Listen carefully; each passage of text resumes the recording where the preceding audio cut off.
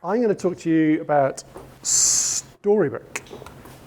So we'll start just with a very quick intro of kind of how I've landed up doing Storybook, or working with Storybook for the last 8 months or so, a bit longer actually. Talk a little bit about the sort of approach that Storybook describes. Sort of they call it component-driven development, but for those of you who've done this stuff, it'll be very familiar. And there are so many frameworks that use components these days that hopefully it'll be pretty familiar to most. But I think Storybook is quite an interesting way that encourages you to think in a particular way. I've been either dumb enough or brave enough or something to try and put some kind of live demo together. So I've built a little app to try and demonstrate some of this stuff for you, and then a summary and some questions. So before we get stuck in, it's a story, so we need to introduce you to the characters in the story. We've got Storybook, there's the star of the show. Who here has used Storybook? So quite a lot of you, so you probably know a lot more about it than I do then. So please let me know when I get something wrong. I'm talking about it in the context of React Native specifically tonight. So how many React Native developers have we got? Okay, a few. And TypeScript as well. So I'm going to talk a little bit about all of these things because I think they come together, and there are some particular challenges with bringing all of these technologies together that I've found. TypeScript developers? Okay, a few. And then the team at Tomelo, where I work, all down the bottom there, they were kind enough to support me and encourage me indeed to do this talk. So before we move on, a very quick bit about Tomelo. Tomelo is, we're a small startup. There are 6 of us at the moment, 3 in the development team. I'm working on the mobile app, as you'll guess. It's all about investment and value-based investing. So we help you, we find out the things that matter to you about your values, whether that's gender equality or the environment or something like that. Understand your risk profile, then build you a recommended portfolio. So we provide financial advice and then allow you to invest through the app. And importantly, we then help you engage with those companies that you've invested in. So you're now a shareholder of these companies, albeit maybe indirectly through some kind of fund. But we expose to you the companies that you're actually invested in and help you interact with them to hopefully help them encourage them to bring about positive change in the world. So that's the idea, that's Tomelo. And now a little bit about me. I call this Confessions of an iOS Developer because I kind of, React Native is really cool because it sort of, it says that it brings the world of web development to the mobile world. So it allows people with web development experience to build native apps. I kind of came at it backwards. So I was an iOS developer, a native iOS developer. And about 1.5 years ago, the company I was working at before decided to evaluate. We had a native app, an iOS app, and an Android app actually. Squeezy. It's a NHS-approved app in the women's health domain, so very different from what we're doing now. But we wanted to add on some features to that, and we thought maybe we should investigate whether one of the new cross-platform technologies was the good way forward. And we ended up choosing React Native. Flutter was still very early and not quite mature enough at that time. So I came at it backwards. I've been used to sort of imperative programming style. React obviously quite declarative. Being used to very strongly typed language in the form of Swift versus JavaScript, which isn't. Compiled language versus an interpreted language or a just-in-time compiled language. Xcode is kind of the only real way to write React native iOS apps as the IDE. And then sort of welcome to this amazing world of the web where you've got incredibly rich ecosystem of development tools and things. So quite an interesting experience. It will become blatantly obvious when I do my demo that I'm not a designer, so please forgive me for that.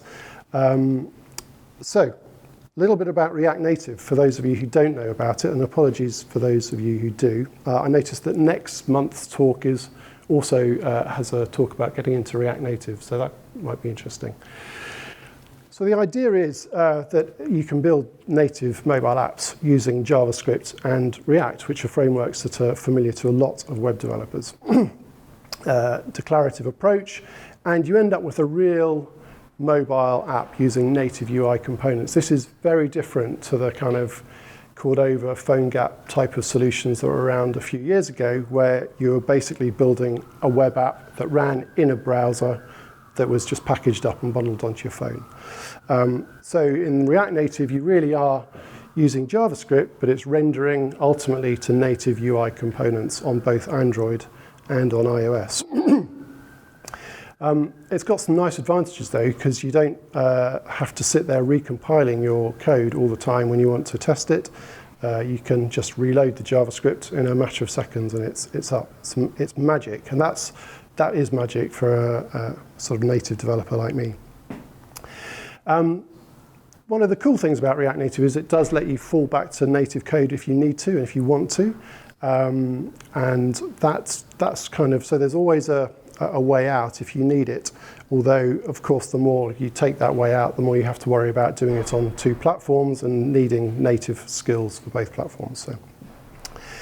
So it is very widely adopted. It's growing very rapidly as a platform backed by Facebook. But there are certainly some challenges out there. The upgrade process is horrible and very frequent. The platform's moving on very frequently. In terms of performance and getting really nice performance, smooth performance, it can be a bit of a problem. Facebook are completely re-architecting the innards of it to hopefully address some of those issues. But in my last place where we were using, we actually had a brownfield app, so a native app where we were adding React Native to it. All sorts of difficult problems with interworking the UIs and getting it to smoothly change between one platform and the other. But for greenfield apps like the one I'm working on at the moment, where it's pure React Native, not quite so bad. And for those of you who know, somewhat famously, Airbnb were a major user of React Native until they announced their sunsetting of using React Native a while back. And that was, at least in part, I think, brought about by the fact that they were trying to interwork native app and bits of React Native. So a little bit about TypeScript. Microsoft claim it's JavaScript that scales. And one of their big sort of selling points is that it enables much better developer tooling and experience. It provides and supports all sorts of refactoring, static analysis, type checking as you go. And the nice thing about it is you can incrementally adopt. You can add types to your JavaScript code as you go. It's a superset of JavaScript, and it really is just a layer that adds typing to it, but it also then compiles down to whatever JavaScript target you want and all sorts of cool stuff. So actually it hides away, for someone like me who wasn't a JavaScript developer and really hadn't kept up with it, having played with it like 20 years ago and not ever since, hadn't kept up with it, it sort of hides a lot of the details of JavaScript behind the scenes, and it just kind of works, which is kind of nice. Interworks with JavaScript. VS Code and the Microsoft JavaScript language service, if any of you use VS Code, you'll notice that its code completion just for pure JavaScript is actually quite good. And what's going on is internally it's using its TypeScript types that it knows about for some of the major standard libraries to do some of that code completion and IntelliSense for you. So even though you're not maybe using TypeScript, maybe some of you are and you don't even know it, VS Code is actually written in TypeScript. So types, interfaces, classes, generics, all sorts of modern day language features, which is really cool for me, having come from a world of Swift, where all those things are there. And then finally, we get to the star of the show, Storybook. It's sort of a framework that is designed to let you develop components in isolation from your main app. So you've got your React components, supports all the major frameworks, and also React Native. So we've been using it to build up the UI components for the app that I'm working on at Tomello. Storybook's an open source framework, and it sort of, as you'll see when I sort of run through the sort of examples, it sort of provides a way of documenting different use cases. So each use case is what they would call a story. A story is just a function that returns something that can be rendered to the screen. And that's it, as simple as it gets, really. A story usually contains a single state of a single component, and it's effectively a visual test case in many ways. And I find that it sort of encourages quite thoughtful component design, and it's sort of a bit like your point of earlier in that if you write tests, you can think of these as visual tests really, and helps you structure and break down your design into good set of components. So I needed a demo app, so I've built one called Faithful Friends. It's based on the idea of a top trumps style game for cute and fluffy things. Every internet talk needs some cats, obviously, so that's what you're going to get. So when we look at this thing and start thinking about how we're going to break it out into components, UI components, I kind of start at the bottom level up. So we've got, well, actually, maybe we start at the top level down. We've got a card, a character card that has a name, a picture, and then a list of sort of character traits.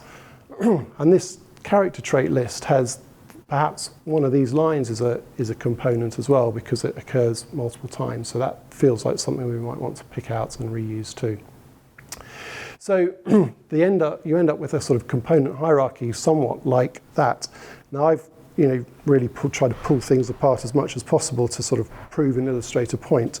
So I hope you see where it's going. So I don't know if you can read this. Hopefully you can. On the left you see basically a snippet from my Storybook file. So this is a simple way of adding, each line of that add provides a test case, essentially, a story. It's just rendering, as I say, rendering one thing. So the first one is this trait info component that we've created. It's got a title, a value, and a background color.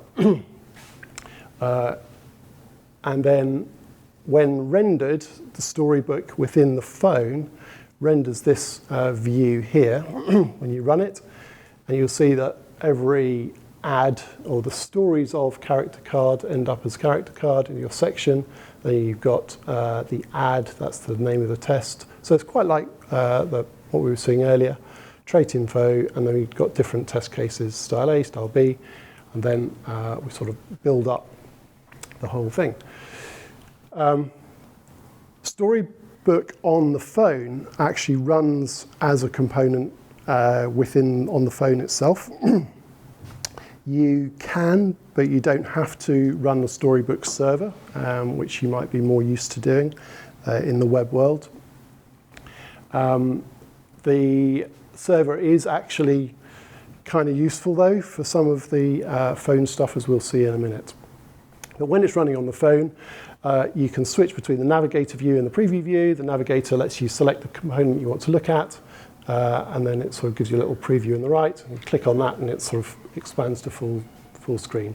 So here we see the first test case, trait info is selected, style A. It renders the title of strength, value of 3, and that's the background color. So really, really super simple component. Then building up from that, we have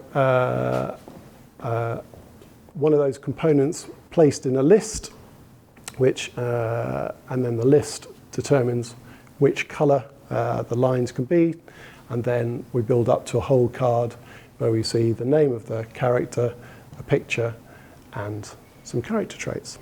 Then if you do run the server up, you see exactly the same view, except clicking on these guys actually change what's happening on the phone, which is kind of neat. So you can, this is kind of like a navigator, and then you can see the things changing on the phone. So that's quite convenient.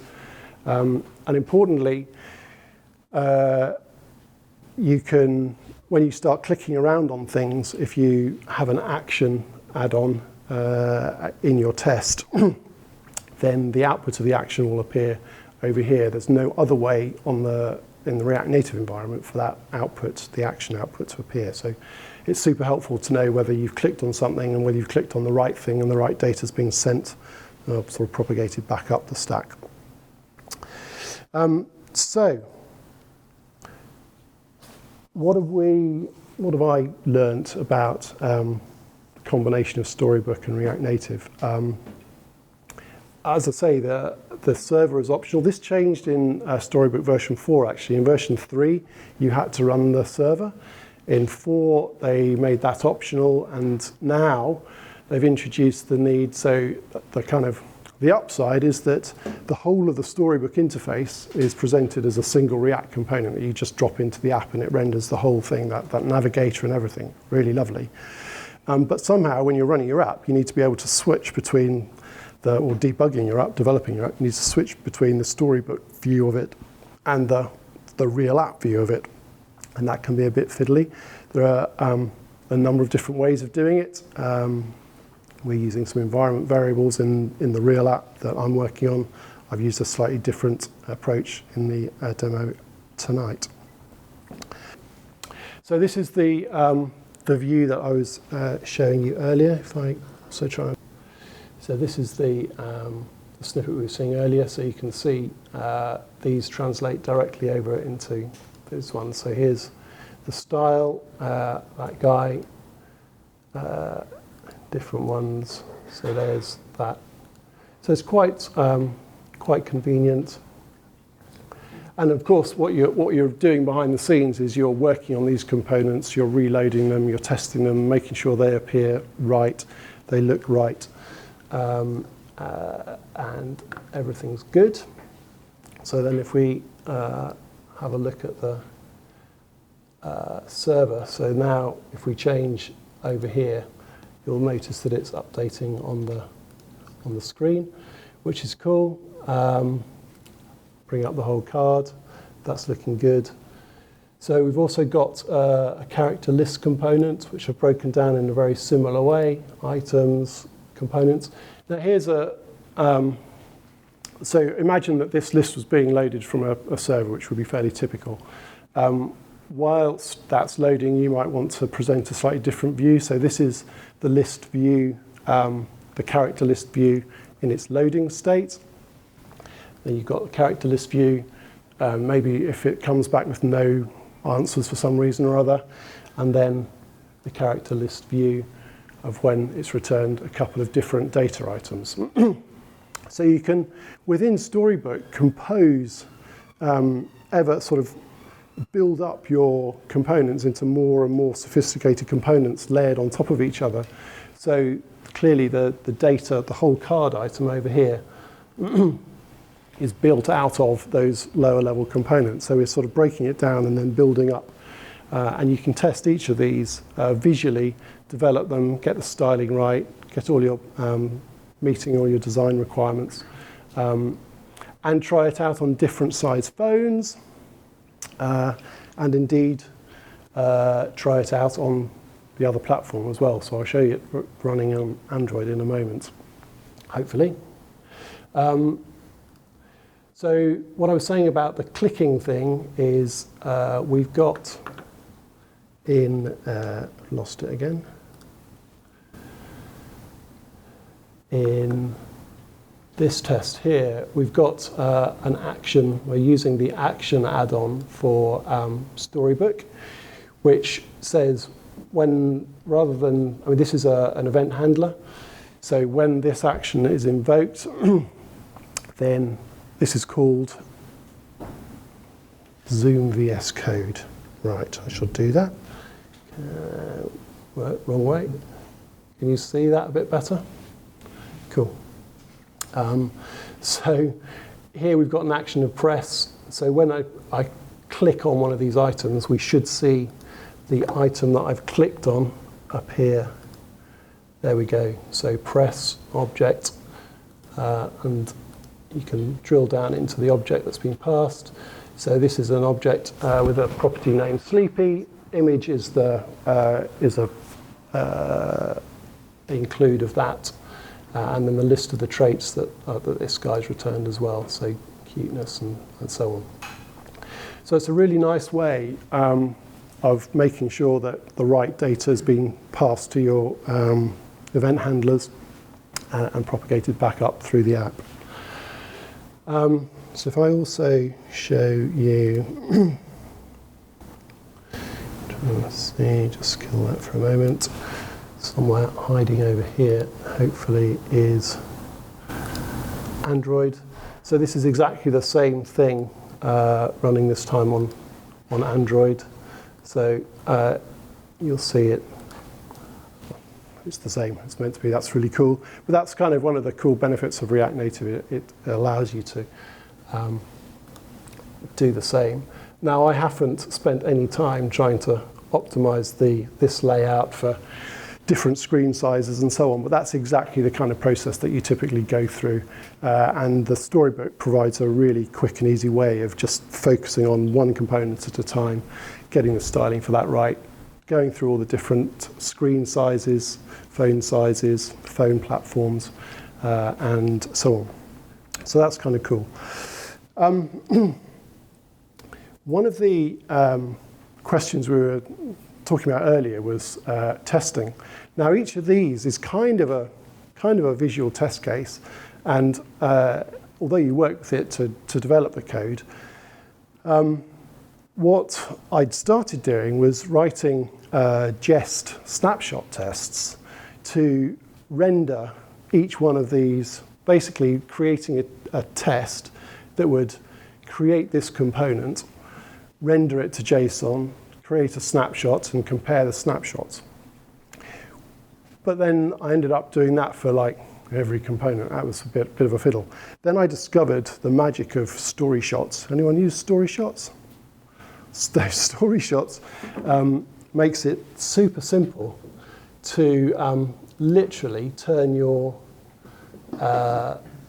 all of your Storybook stories into Jest snapshot tests. So you can do structural testing on the output of your thing, and it's literally that simple, right? So if I now go to the terminal and run test, you should see it basically running through all of these stories one at a time. Ooh, one failed. I wonder why it's failed. It'll be because I've changed some names, I've changed some colors since the last time I ran the thing.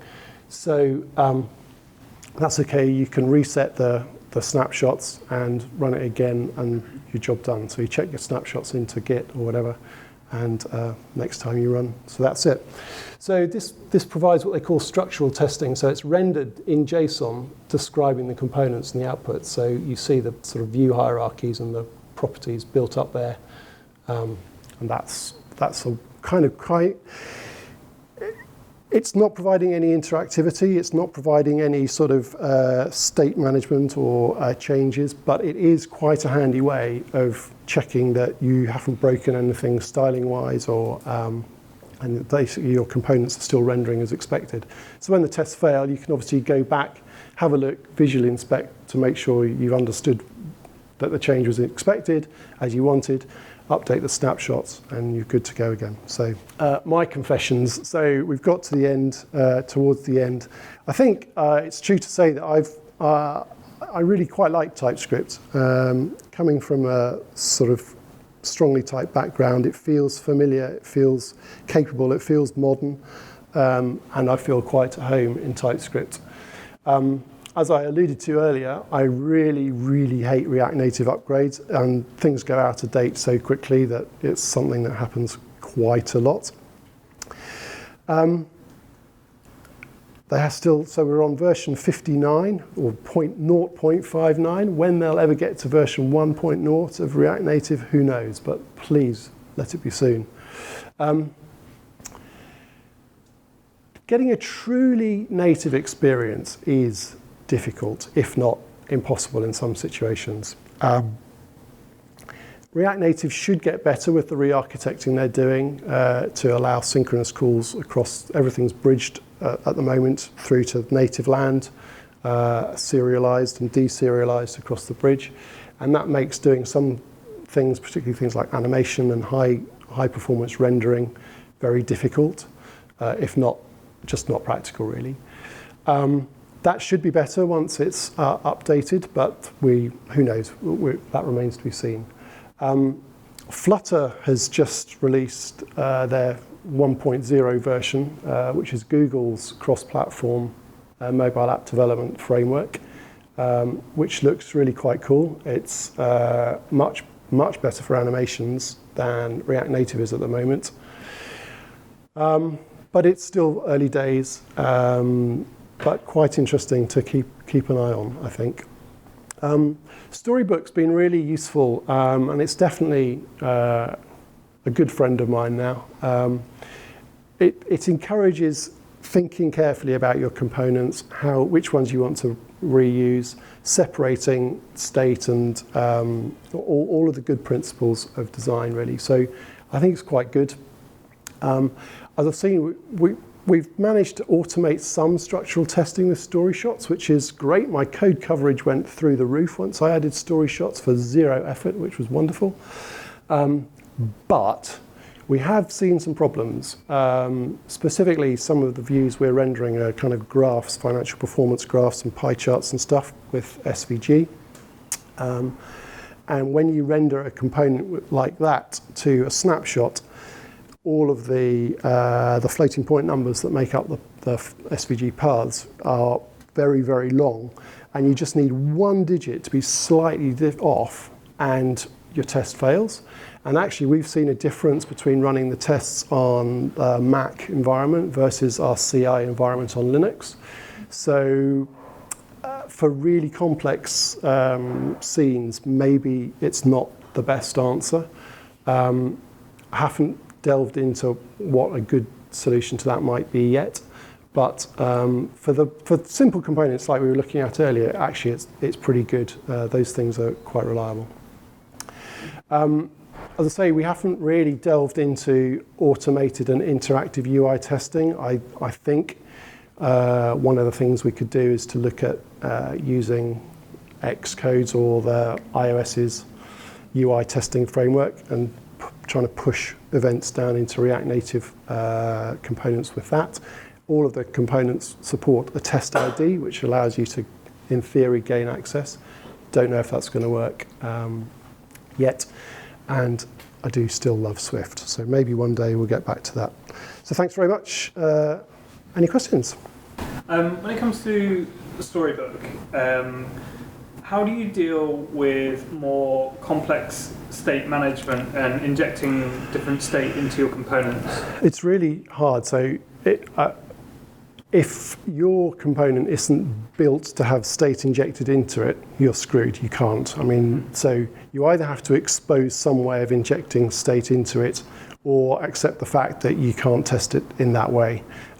So you can, when you're running Storybook, you can have a stateful component and you can play around with it. So I've built components that do switches that have animated little things going around the place, and so you can do stateful component development in Storybook, but actually doing the automated testing of it, not so easy. How painful do you think this would be to adopt within an existing React Native app that already has a lot of components? I think that you can add so adding Storybook is quite straightforward. There's quite a lot of boilerplate code to just get it dropped into your project.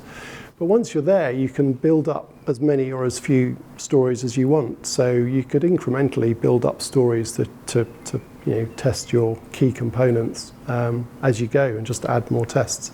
It's like any retrospectively adding tests to anything, be it unit tests or storybook tests. It's sort of, if you don't do it at the time, sometimes you never quite get around to it.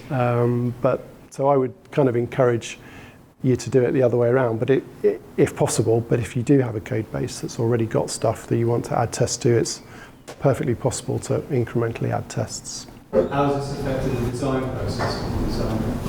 Of the software design process or the visual design process, or both? Visual design process. So the visual design process, actually at the moment, we're a small teeny weeny company. We don't have a very sophisticated design process, but in